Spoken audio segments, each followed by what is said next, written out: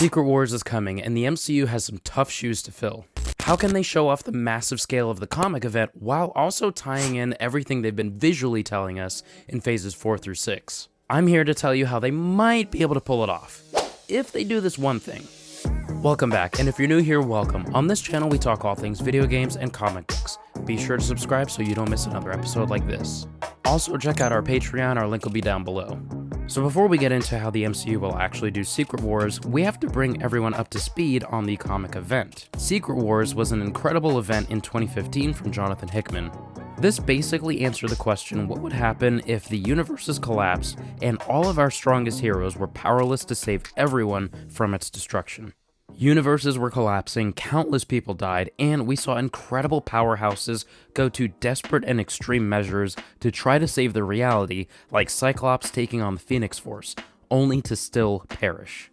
Essentially, Doctor Doom and Doctor Strange worked together to form a collective planet called Battleworld.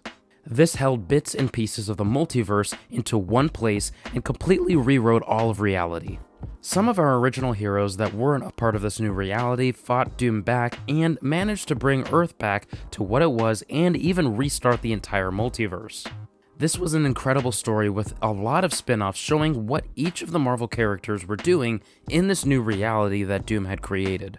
This essentially rebooted the entire Marvel Comics universe and is honestly very doable to do in the MCU as well. While this can easily reboot everything in the MCU, that doesn't necessarily mean that this can be rebooted properly very easily.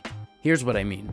What made Infinity War and Endgame so great was not the cast of characters, the villain, the pacing, or even the plot itself. What made it a cultural phenomenon was the fact that this was a very clear culmination of every story they had previously told us the 10 years prior. This paid off Tony's arc in all of his past appearances, this paid off the massive weight and responsibility that Thor has to deal with and to find a purpose in his life moving forward. This paid off Steve's decision to ultimately do something for himself for once rather than everyone else first. It was the perfect ending to the universe that they had carefully and meticulously crafted over the 10 years. And honestly, they could have ended it there, but they felt they had an even bigger and more worthwhile story to tell, which is why we're now into the multiverse saga. And ultimately, what they need to do with all the different projects going on in phases 4, 5, and 6 that all seem very unrelated is that they need something to really tie them in to make you not feel like you're wasting your time watching all these different shows and movies. A specific example of what we need the MCU to do to tie in everything they've been doing is by simply saying that while our heroes have been saving the day in the different movies and in the different shows, they're actually causing incursions, either by their direct actions affecting another universe, like we've seen in Doctor Strange 2 or in the Marvels, for example, or catching the attention of the Council of Kings that want to eliminate any potential threats to them, so they simply collapse the entire universe through Kang time manipulation crazy sorcery, since they've been around the block quite a few times and have a lot of experience under their belt. This would establish a very clear threat that would honestly affect every single one of our heroes at any given time. The fact that Secret Wars is coming out after Kang Dynasty leads to a thematic idea that Secret Wars is going to pose the bigger threat than whatever the threat will be in Kang Dynasty. So by having the simple tie-in of the threat of incursions, this illustrates the strength of the Kangs by showing they can cause these incursions, but also showing how much of a bigger threat of a natural-born incursion can be and how powerless our heroes and even the Council of Kings are to it. But either way, once an incursion occurs, there's no stopping it. Doctor Strange could even create his own Illuminati, similar to the Illuminati that we've seen in the comics where they're dealing with incursions left and right. This could honestly be the premise for Doctor Strange 3. And I'll be honest, at first I was really bothered by the fact that Wong was now the Sorcerer Supreme. I honestly thought that it was kind of a cheap joke that they would have resolved by the end of Spider-Man No Way Home when we first found out that Wong was the new Sorcerer Supreme by a technicality. But honestly, it makes sense that Wong would be the Sorcerer Supreme since Doctor Strange would probably be off-world most of the time dealing with incursions with Clea. And so you can't really be the Sorcerer Supreme guarding the Sanctum Sanctorum if you're not even at your post guarding it. We need all of these projects to tie together a lot better than they have been since Endgame, so that we don't feel like any project was wasted. Since Endgame, we've had multiple plots set up, but for this lead up to something as major as Secret Wars, there has to be some through line between Secret Invasion and Thor Love and Thunder, for example, in how they tie into the bigger story.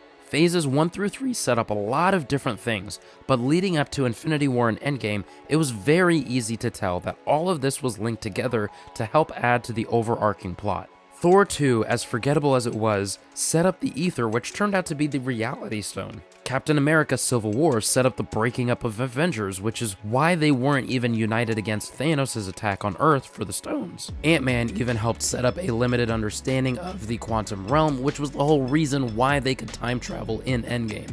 The biggest thing that Secret Wars needs to do is to just have a plan and help us feel like we didn't waste any of our time with all of the sporadic projects over these phases. Whether that's a direct relation in Doctor Strange 2 setting up the concept of incursions, which obviously plays a big deal in Secret Wars, or some projects setting up massive power scaling like Gaia being crazy overpowered but not being able to do anything to stop Kang, or an incursion to help show the threat that these truly pose.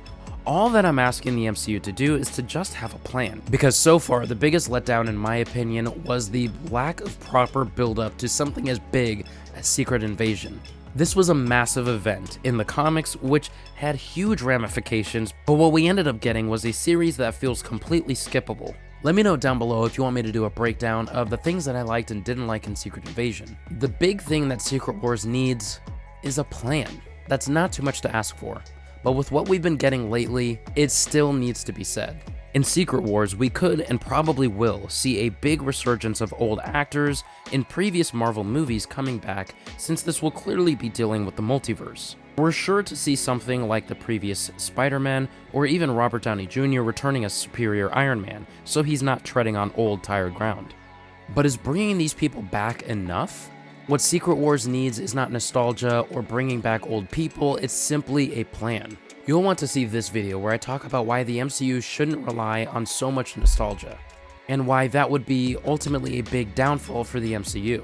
If you've made it this far, like this video and make sure you're subscribed. I'll catch you in the next video. Peace. Man, dude, my throat is killing me. Oh my gosh.